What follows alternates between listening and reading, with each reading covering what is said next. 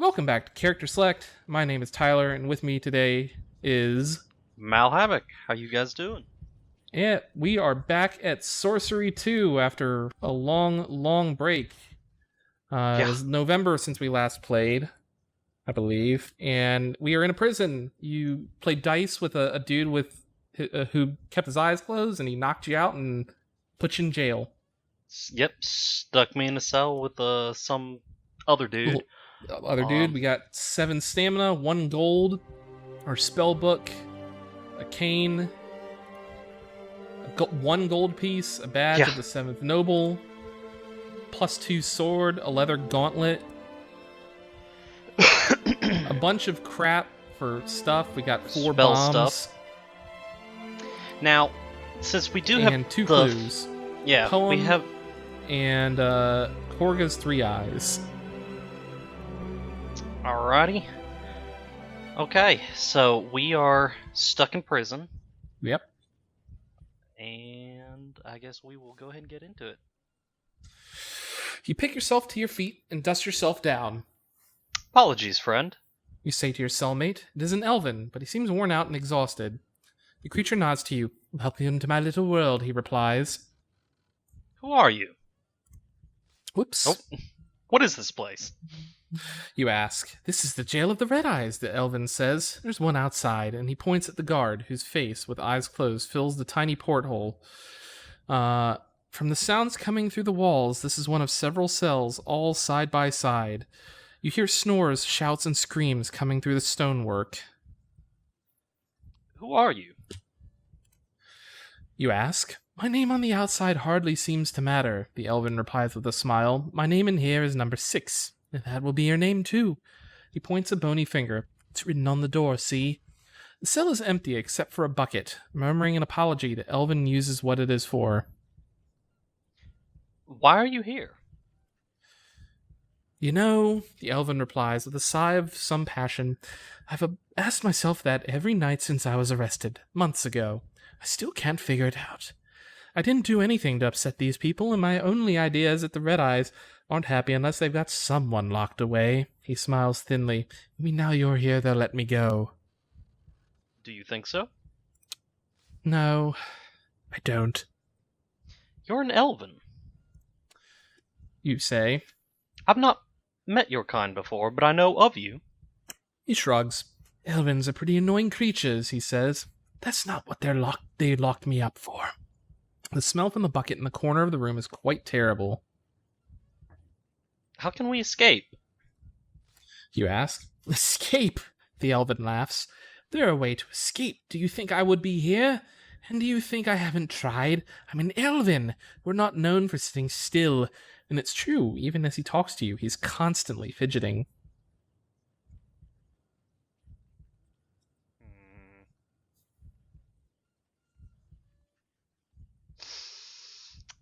Oh, goodness. So we've got creepy dude in the window staring at us. I have to say the art in this game is always something. It really is, isn't it? I mean, I remember old school D&D books had similar art, before it kind of became... It was a different style, stylization for the time. Yeah. But there were some pictures like that one there that you look at and you're like, what the hell is this? Who drew this? I don't know. What were they on, and can I have some? Exactly.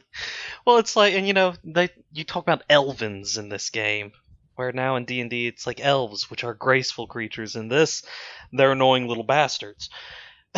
Which is this game was made in not this game, but this book was made in the early 80s. So that's kind of before D&D really took off, yeah. Yeah.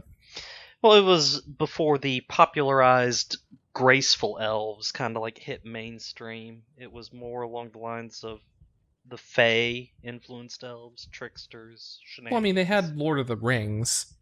They did. Tolkien, yeah, his books have been around forever. Yep. Long time. Good books. Go read them. Let's see here. I guess we shall pray for aid. Okay. You raise a prayer to the ape, And as you finish, there's a tiny click, the sound of a lock tumbler falling over. The elven's narrow eyes open wide as portholes. You wait until the guard outside has turned his back, and then slide the door open. You will not be looking the other way for long. Pick up the bucket. Moving silently, you pick up the bucket from the floor of the cell. The elven looks at you curiously, but says nothing. Put the bucket on the guard's head. You raise the bucket nice and high, creeping forward on tiptoes, and at the last possible moment, you bring it quickly down over the guard's head. Unmentionable substances trickle down his face, but for a moment he cannot see. Now the question here is, do we you go kill ahead him? and kill him? Or drag him backwards into the cell.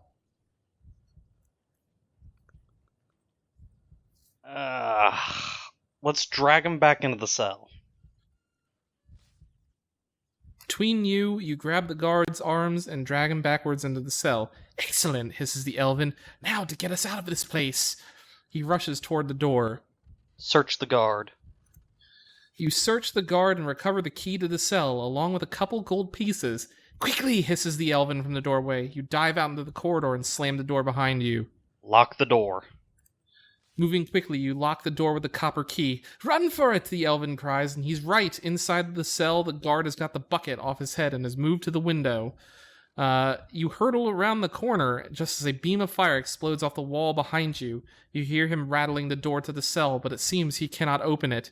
You race up a set of stairs heading towards a patch of sunlight and emerge in an alleyway on the other side of the prison wall, the elven at your back. Oh, God. Does he know where to go? You emerge onto a quiet side street and begin to weave and duck through the alleyways. The elven, weak from his long stay in the tiny cell, can barely keep pace with you, but is filled with such joy to be free that he laughs even as he trips and stumbles. Turn left. At the first junction, you turn left. Do you know where you're going? Asks the elven, but there isn't time to reply. I'd love to be able to turn back and say, fuck no! Turn right. At the next junction, you go right. The elven is flagging. He cannot keep running like this anymore. Go on, he gasps from several strides behind. I'll hide here. Help him. You're nearly free, you reply, grabbing the elven under his arm. Sorry, I read that. I mean it, he hisses, shaking himself free. I'll hide you, idiot, while you distract any more guards with your running. Now go! Good plan. You reply, I know that, the elven hisses, burying himself in a pile of boxes and scrap. Now go! It breaks your heart to leave him, but you know he is right. You wish him luck, then hurry away. The elven crawls into a pile of junk and beds down. Perhaps you will see him again. Turn left. You keep running, taking a left, and quite suddenly you emerge out from an alleyway into a wider, busier street. You slow yourself to a nonchalant walk.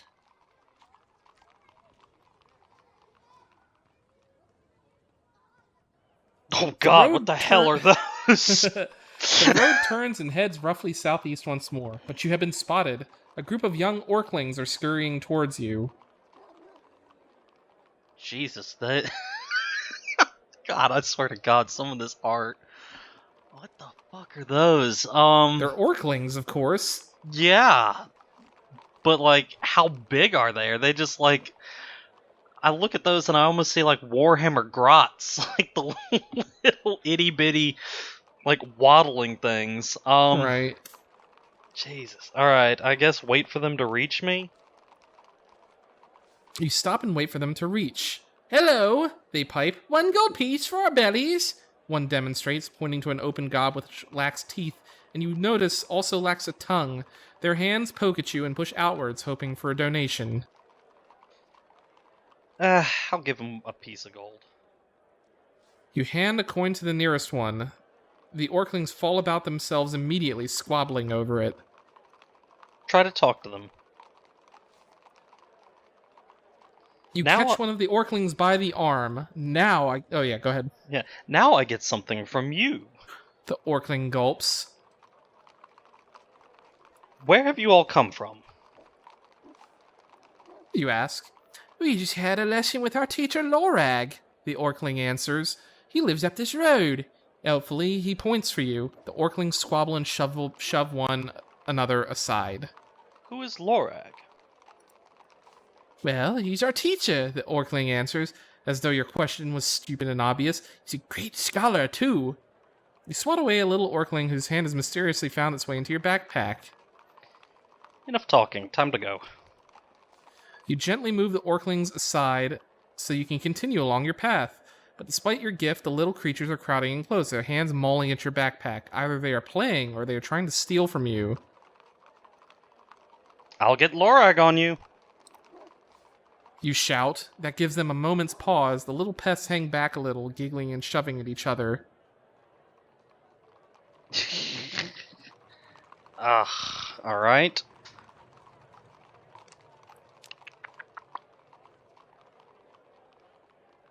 Shit. What spells do I have access to? I don't want to actually hurt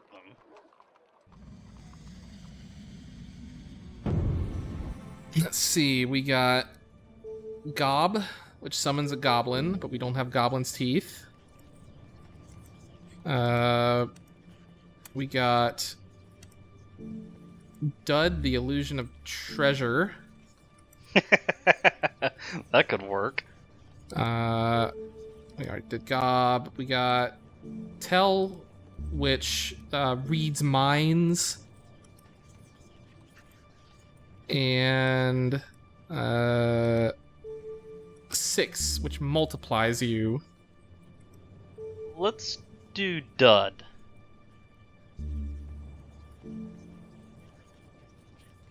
The illusion of treasure. You cast the spell, and piles of golden treasure spill from the sleeves of your jacket and all over the road. The Orklings go instantly into a frenzy of collection, running over each other and beating each other up, stuffing handfuls of gems into their tunics. You take the opportunity to slip away. You found 2 new clues, and another clue has been updated. Interesting. Lorag is a scholar. And the scholar lives in the red quarter of the city in a large house close to the Fireview Square. What has been updated? Huh. I guess we'll go, down south. You continue up the road, leaving the chattering Orklings behind. After a short distance, you come across a large building made of stones and mortars. Look at the building. It stands alone inside its own patch of grounds, and unusually, it seems to be in a state of good repair. A large L is carved on one gatepost, for Lorag, perhaps. The main road continues straight past the house. Let's go into the house. Goodness. You enter the gate and follow the path to the front of the house between tall, well-tended trees. This place, unlike the mansion in Lower Kare, seems quite lived in. Would you like to creep around the back, or creep around the side, or go in the front door? Does it mean go in the front door, or am I able to knock at the front door? It just says the front door. Alright, well, we'll go to the front door. The door to the house is solid oak wood, decorated with elaborate carvings of vines and trees and serpents, and in the middle is a great brass knocker. I guess knock. You knock firmly on the door, but no one answers. The house seems empty, dark, and quiet. Really, but it just said it was well lived in and taken care of. I guess maybe he's out at the moment. Or Leave really the busy. True. Leave the front door. You step back from the front door. Go to around the side. You move confidently and with stealth. Dropping to all fours, you sneak through the gate and crouch low below the window at the side of the house. The house seems to be empty, so your caution is unnecessary, staying close to the ground. Explore the grounds of the building. Only option is the outbuilding. You creep to the cover of an outbuilding, and perhaps was once a storehouse, but its contents have now burst through its walls. Broken items and bits of glass tumble out between bent wooden slats and through fractured window panes. Looking back at the house, you can make out a door into the rear of the house. Guess look through the junk. You pick cautiously through the junk. There is a gold-backed mirror, its glass shattered, some fragments of an orb of crystal, and half of a pearl ring with what looks like a bite mark taken out of it. The owner of this house must be a wizard. and one not afraid to experiment with valuable equipment either. Goodness. Am I even able to repair anything? I don't know, you want to try? Sure, why not? If you could repair even one of these items, it would be extremely valuable to you. Wow, okay. And it just gives me the option to repair stuff. Do you want to look through the spell book to tell you what these do? Yeah, if I could. Alright, so Orb of Crystal, Pearl Ring, and Gold-Backed Mirror. So, alright,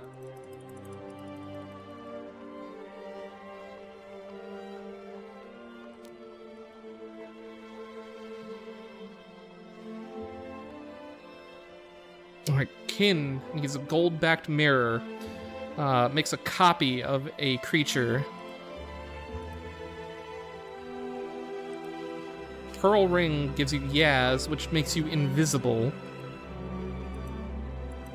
And Crystal Orb gives you Far, which lets you see the future.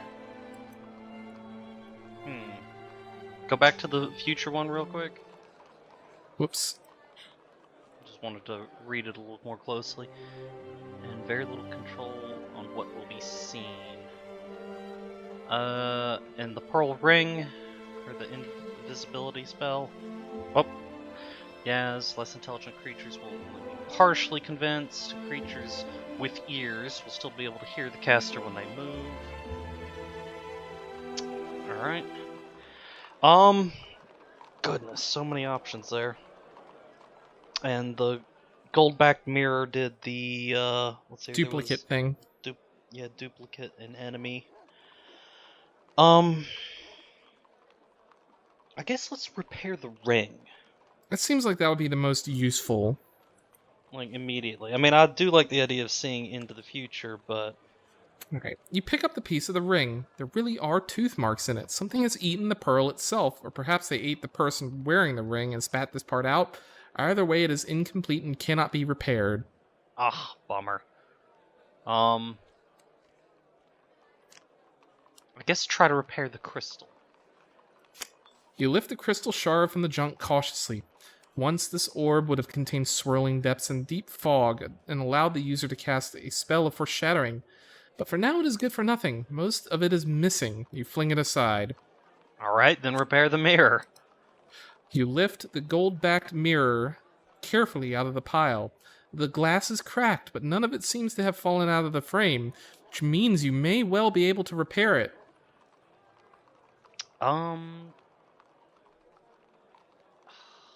Let's try to use some glue. Okay. Using the last of your glue, you painstakingly stick the mirror fragments back onto the handle of the mirror. It's slow work, but when you are done, you have made yourself a serviceable gold-backed mirror, certainly good enough for spell casting. Excellent. You leave the junk pile and its broken treasures and turn your attention to the back of the house. You are in luck, it seems. It is slightly ajar. Would you like to go into the house, or would you like to leave? I'd like to talk to the scholar, so I guess we'll try to go into the back of the house. Alright. We've traded a vial of glue for a gold-backed mirror. The inside of the house is well kept and clean. There are fresh flowers in vases, and the surfaces are dust-free. It is as though whoever lived here has just slipped out for a few minutes and will return at any moment, except for the papers strewn everywhere across the hallway. The floor is almost a foot deep in books, torn pages, and folders with charred edges. It is as though a lightning storm has passed through the study on the left. Another door lies opposite, and by the smell of it, it is a kitchen. Look through the papers? You browse through papers. Some are complex and you cannot understand the words. Others are calculations. There are also maps and charts and plans of Kare, the hills, and the backlands to the north. Other documents look almost like charts for spellmaking, such as the chief mage used back in the outpost settlement to prepare your spellbook.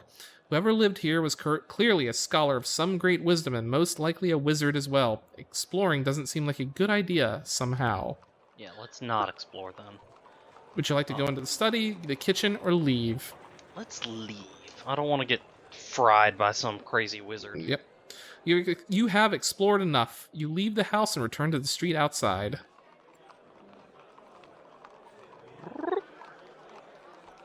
You return to the main road. Bummer. I would have liked to have spoken with, what was his name, Lorag? Lorag. The road continues on between dense houses on either side, when suddenly you begin to smell a sharp, acrid smell. Burning. Looking up ahead, you see a column of smoke. Is the district on fire? Push onwards. Aha. You stride forward, rounding a corner in the road until you can see the source. It is a fire, but not a blazing house. Instead, it comes from an enormous forge set into a large blacksmith shop. The blacksmith himself is at work, hammering away at a flat-bladed sword. Approach him. You approach the blacksmith and try and attract his attention by knocking a few of his display items off their shelves. What? What the hell? Why? But it seems the blacksmith is quite deaf. Years of hammering on sparking metal has left him quite oblivious to everything around him. What? My solution to try to talk to somebody is, instead of saying hello, is to like walk into a shop and start knocking shit over. What the fuck? Okay, yeah, no. I would like to assume my character's not an asshole, but damn. I tap on his arm. You walk over and tap his arm, and the blacksmith jumps. "Ain't she there?" he bellows too loudly. The man is clearly not that bright. I didn't mean to scare you. "Not scarred," the blacksmith replies hotly. "Me? Of you? Nah." Blacksmith polishes his blade lovingly. Tell me about your swords. "This one is my finest," he replies proudly, indicating the blade he is currently polishing up. "A blade of large hand." Large hand? Do you know what he's trying to say there? No. Well, he says this is my finest blade, a blade of large hand. Try saying large hand quickly. A blade of large hand. A blade of what the hell, legend? A blade of large hand. Blade of large... Large hand, the blacksmith agrees. It's large handery. Jesus Christ. Okay, whoever wrote this... Okay. I guess... I know I'm not going to be able to afford it, but I guess try the blade. You reach out to try the blade, but the blacksmith catches your arm. "I warn you," he says, "once you have tried it, you won't want any other. It's not a cheap blard." Cheap blard. I'll risk it. The blacksmith shrugs and releases your arm. "Garn, then." You pick up the blade and swing it through the air. It sings. The weight is perfect. The metal sharpened. The balance so delicate it becomes almost an extension of your arm. This is the finest blade you have ever held. Fancy. Go ahead and give it back. "It's fine work," you reply.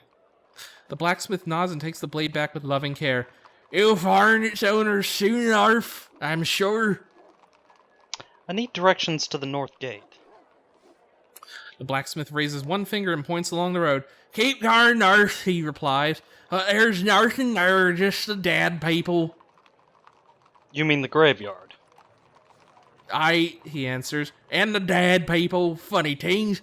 Darn my blades, we'll scratch 'em. Need salver for art." The blacksmith quickly hammers something. The noise makes your head spin. Jeez. You bid the blacksmith and the blade farewell and leave the shop. The Dard people. The dad people. You walk between the narrow buildings until you reach a fork.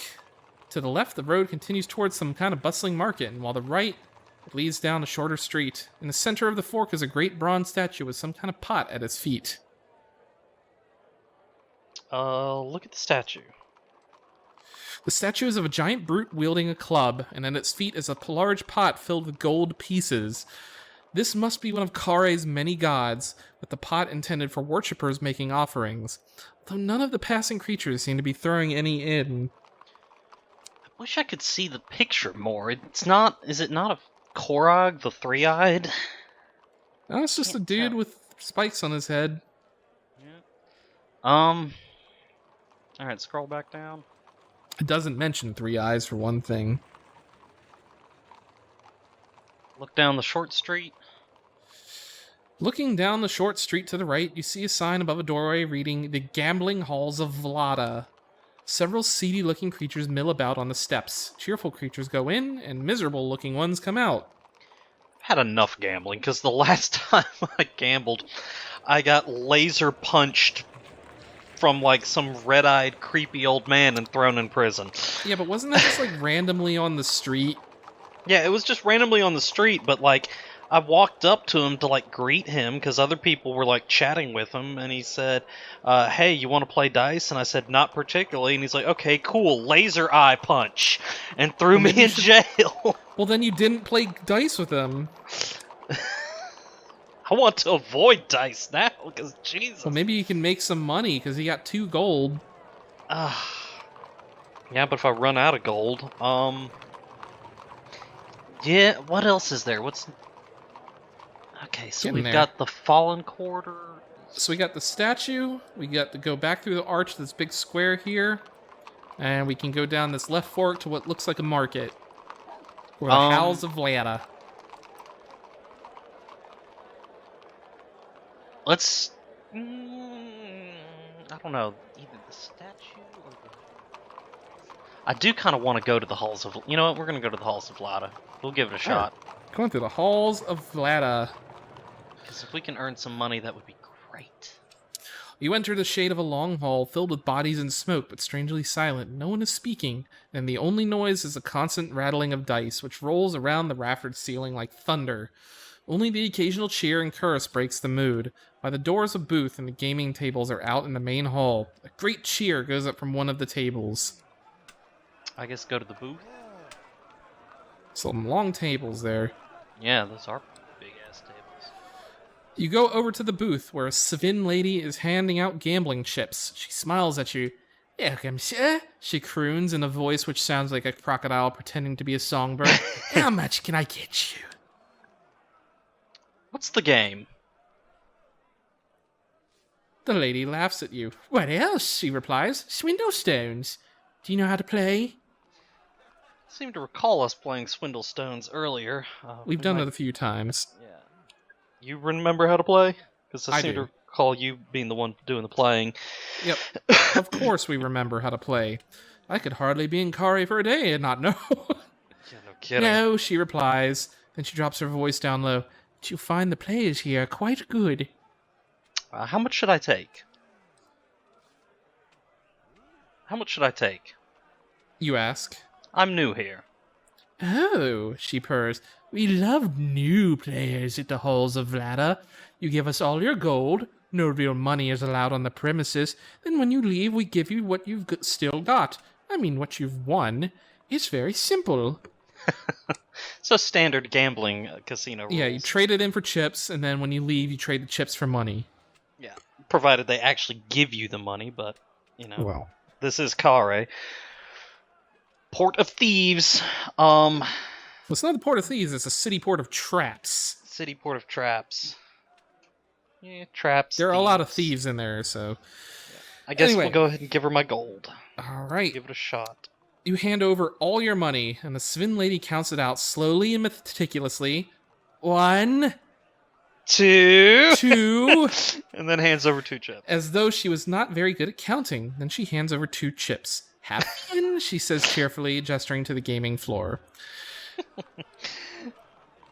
We're going to do some gambling next time on Character Select. So thank you all very much for watching. Click that like button down below. Subscribe, ding that bell. Check out our Patreon, Discord, etc. Jesus Christ, Mal, look at these people. I swear to God, the art in this game is just frightening. That, We're going and to take them for all they're worth.